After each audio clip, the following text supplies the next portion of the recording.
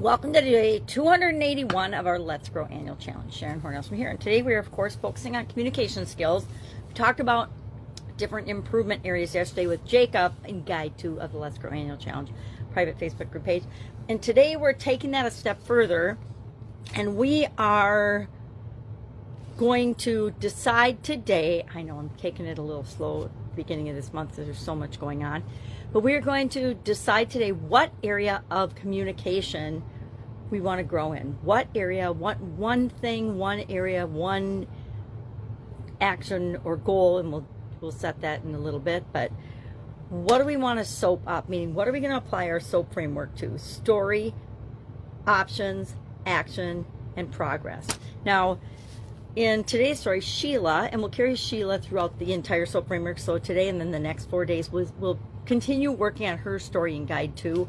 I find that going through the SOAP framework with the same person's story is more illustrative and more valuable and easier to learn from than if we have a different person every day. For that and for our growing process at the end of the month.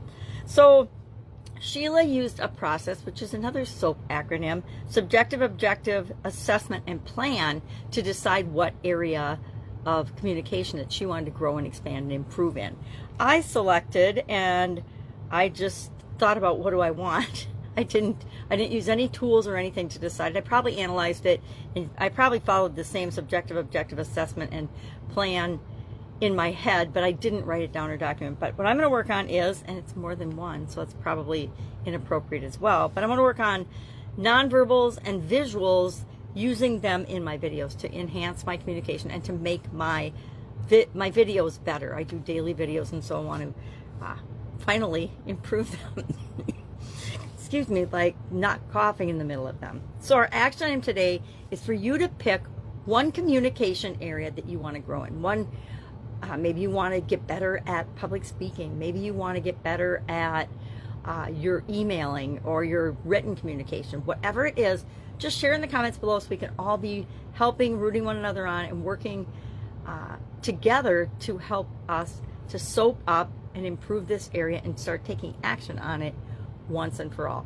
It's pretty easy to massively improve my visuals and my nonverbals if I start paying attention to it, and if I do a little bit every day to improve. I want to keep track of, I used to pay attention more to when I would say and or you know what I mean, or sorry, or things that are not empowering.